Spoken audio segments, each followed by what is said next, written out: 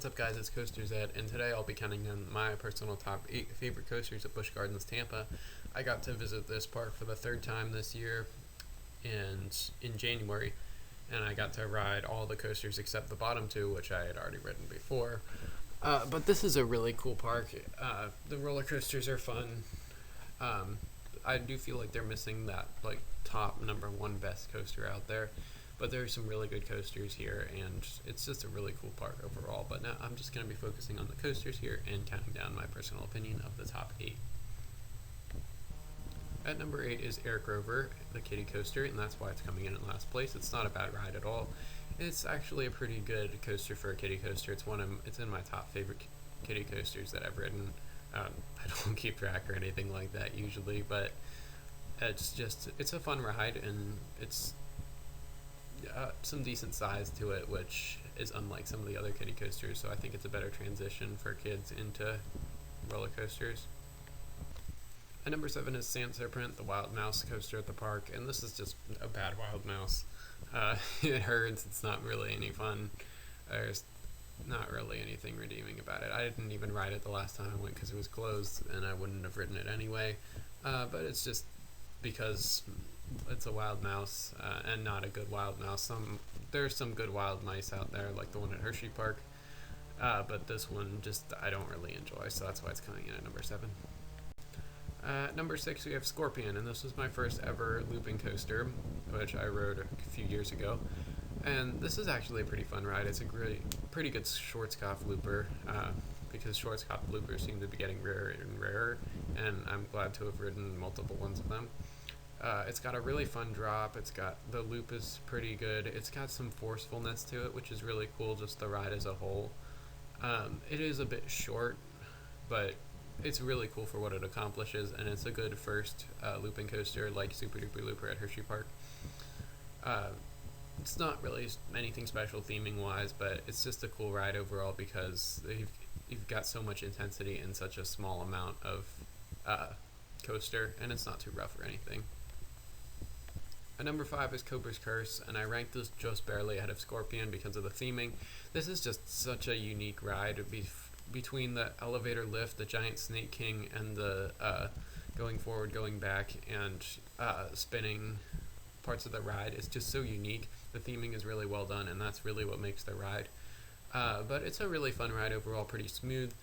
Lots of different elements to it, especially like the spinning part is pretty cool. I like the Immelman turn is my favorite part of it. It's my favorite spinning coaster I've ridden, and one of my favorite family coasters out there. I don't consider things like Cheetah Hunt or Verbolten family coasters, but this is like what a family coaster would be for me, and it's a really cool family coaster. The theming and the ride experience is really cool overall. Alright, at number 4 we have SheiKra, the B&M dive coaster. And I like B&M dive coasters, but this one was disappointing. I love Griffin at Busch Gardens, Williamsburg. That one is so cool, it's so fun. But this one just felt incomplete somehow. Yeah, the drop is amazing, and the Immelman's really cool, and the second drop is a really great drop into a tunnel. But the rest of the ride I just found to be kind of bland. The helix at the end was kind of pointless. There's just so much wandering around. If you weren't going down a dropper in the Immelman, you were just wandering around kind of aimlessly, and that's why the dive coasters get the reputation that they do as one-trick ponies, is because of rides like SheiKra. I'm not saying I don't like this ride though, it's still a fun ride. The drop is just flat out amazing, but I find this one to be kind of a mediocre dive coaster. At number 3 is Cheetah Hunt, and I only got to ride this once this year, but it was such a fun ride. This is like the definition of a fun ride. It's not really intense or anything, but it's got some cool elements to it. Those launches are all really fun and forceful.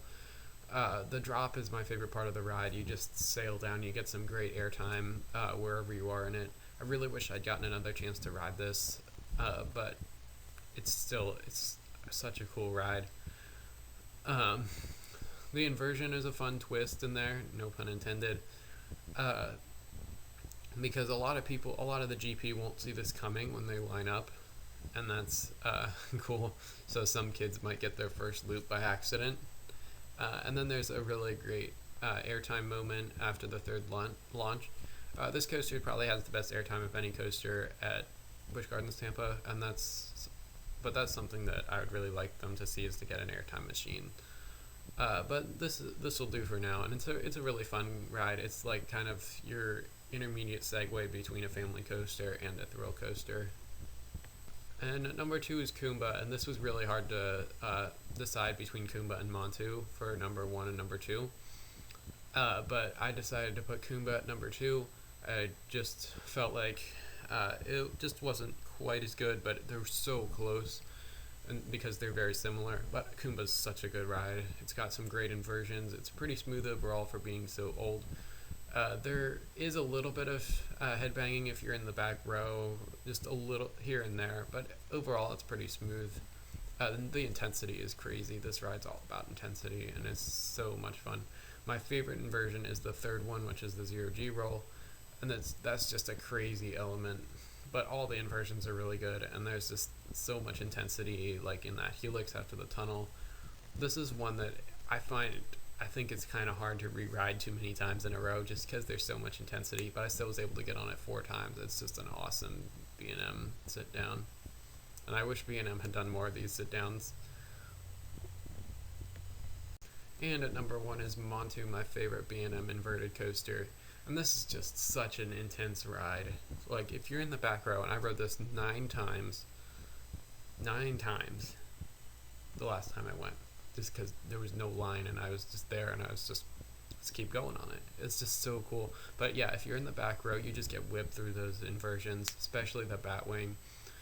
My favorite inversions are the 0G roll, the Immelman, and the Batwing. It's just too hard to pick between all of them, but all of them you just get whipped so hard if you're in the back row.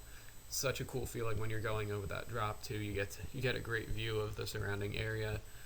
I really like the location for this. It's got some decent theming too, and I just really like the way it goes through the tunnels. It's just a really well done B&M invert. It is a bit rough here and there, just because it's so intense. And if you're in the back seat, you're going to get a little bit of headbanging, like through the loop and through the tunnel after that. But that's just because it's such an intense ride, and you just get so many forces on it. But this is such a cool ride, and I think B&M did a great job yet again with this one. Alright, so that was my top 8 coasters at Busch Gardens Tampa. Let me know what you think. Comment your top 8 in the comments below. Thanks for watching, and I will see you in the next video.